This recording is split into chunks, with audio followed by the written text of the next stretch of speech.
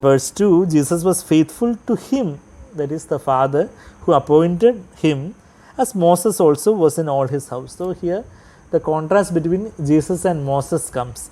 In chapter 2, verse 5 onwards, the contrast between Jesus and the angels were there. So the old covenant was mediated through angels. The new covenant is through the mediation of Jesus himself. So how much Jesus is above all angels, that is the comparison in Hebrews chapter 1. So like that, the new covenant, the better promises, it says in Hebrews. The new covenant and the new covenant is far better than the old covenant, than just like Jesus is far better than any of the angels. And here again the comparison, the contrast is coming, where just like Jesus is far supreme than Moses, the new covenant, the better covenant that God has given us, is far better than the old covenant. So that is why the comparison of Jesus and angels came in the Hebrews chapter 2, and Jesus and Moses comes in Hebrews chapter 3. So Moses also was faithful in all his house. So to the house of Israel, Moses was faithful.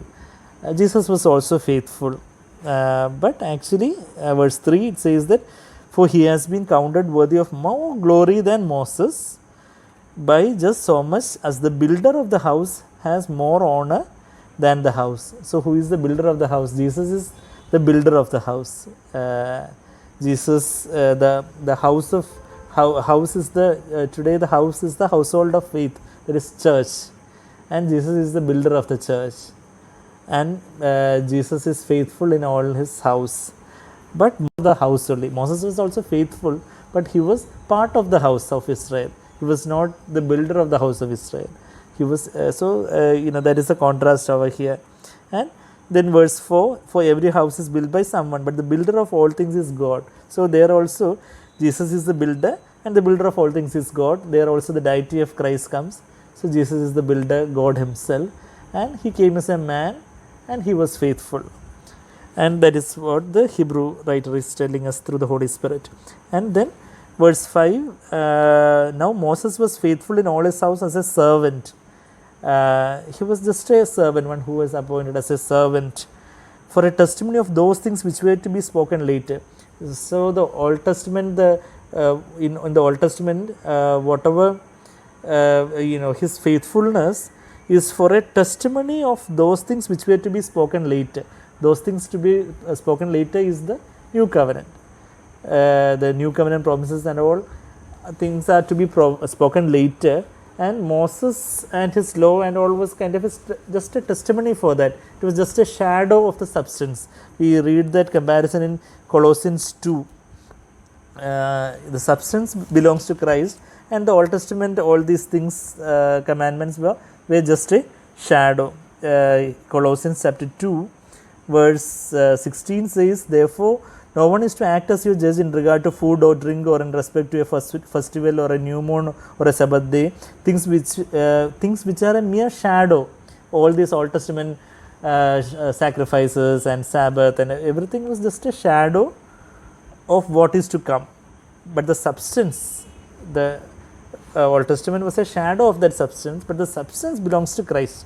The substance is the new covenant that Christ has mediated.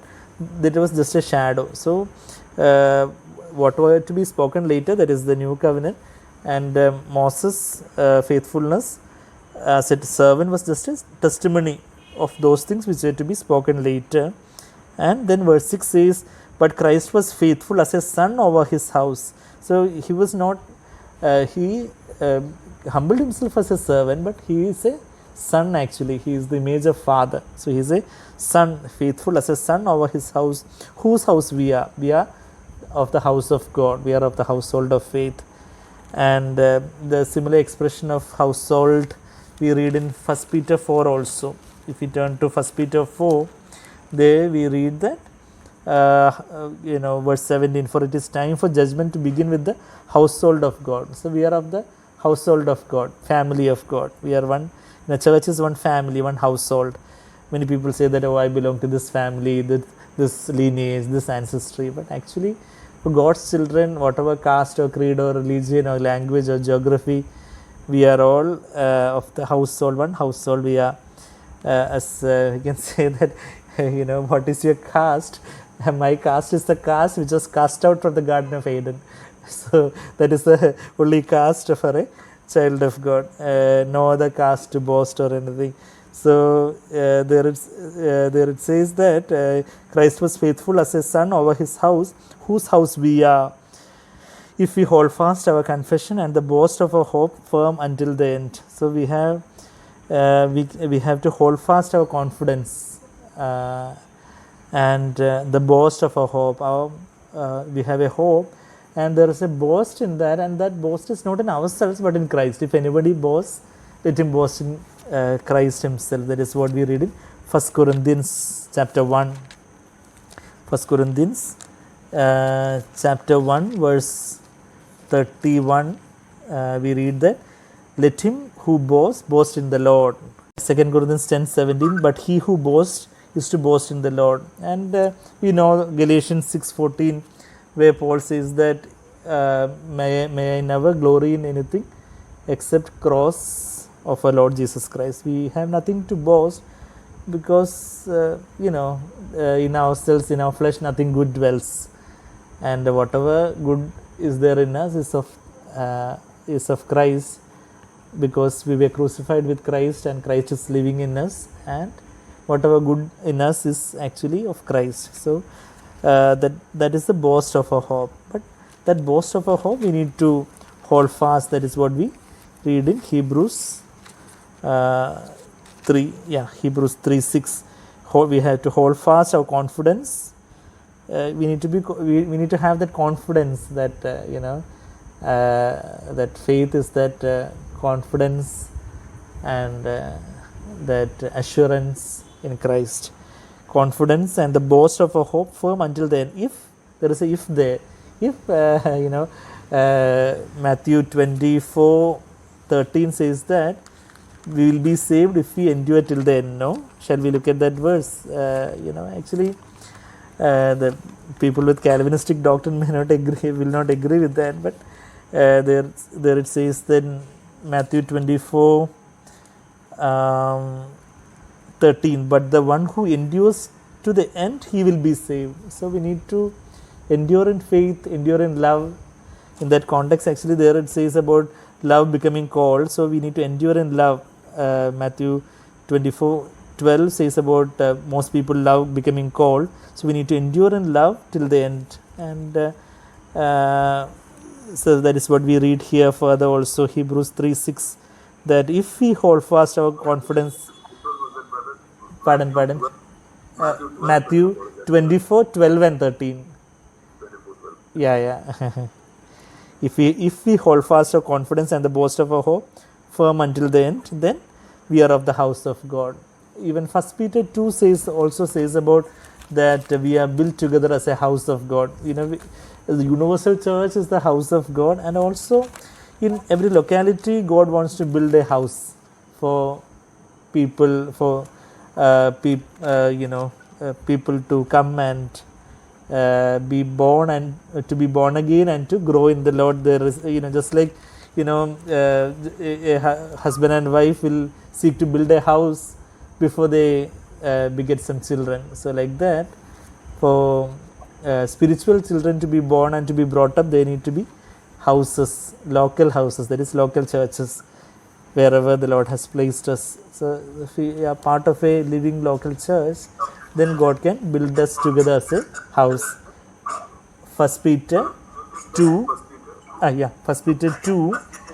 there we read verse 4 onwards, and coming to him as to a living stone, coming to Jesus as to a living stone, which has been rejected by men, but is choice and precious in the sight of God, you also as living stones are being built up as a spiritual house.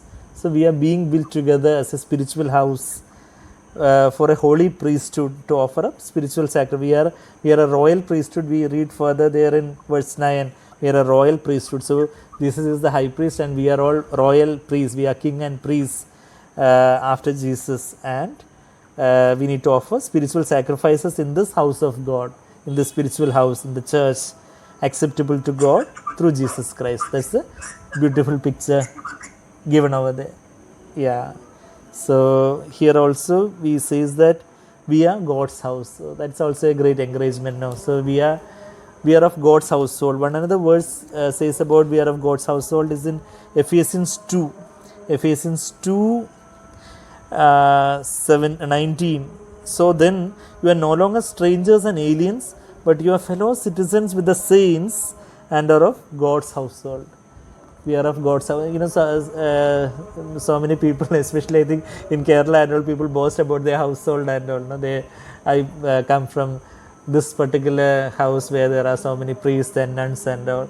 But actually, you know, we are of God's household. That is the greatest, encouragement we have. Having been built on the foundation of the apostles and prophets, Christ Jesus himself being the cornerstone. And there also verse 22, in whom you also are built together into a dwelling of God in the Spirit. So when we are built together in love as brothers and sisters, as one household, that is actually the building up of the church that the Lord is doing in our midst. When we are gathering together and encouraging one another and growing together in the Lord, He is the builder and we are the house. And Jesus was faithful as the son over the house. Moses was just a servant in the house. So just like a son is so far higher than any servant, Jesus is far higher than Moses. That is what the author is trying to tell here. Shall we close our eyes in prayer and thank the Lord? Thank you, Father, for giving us this blessed time to be together in your presence as your children. Yes, Lord, we are the household of God. What a privilege that is to be part of your house. We were not your people, but now we are your people. You had mercy on us. Thank you, Lord, for chasing us with that love of heaven, coming after us with that love of heaven. Thank you, Jesus. Thank you, Father. Thank you that you have showered your mercy and you have cleansed us with your blood and flooded our hearts with your life and hope, so that we can be living stones in your household. Not dead stones, Lord, but living stones, and you are the cornerstone. You are the chief cornerstone, and we are attached to you by the cement of love of the Holy Spirit, and we are built together as a dwelling of God for your glory. Thank you, Jesus, for you are the high priest in this spiritual household, and Lord, we are all royal priesthood, and thank you, Lord, for our heavenly calling, for this great privilege to follow your footsteps, to consider you in every step, Lord, to know that you only have appointed us, just like you were appointed by the Father and you were faithful. Lord, you have appointed us and we want to be faithful, and Lord, faithfulness is the fruit of the Holy Spirit, and we want you to fill our hearts with the Holy Spirit and the spirit of faithfulness, so that, Lord, you can live out that life of faithfulness, that Christ's faithfulness in our lives. Help us, Father. Blessed be your name. To you be all the glory and honor and power and dominion. In Jesus' precious sweetest name we pray. Amen.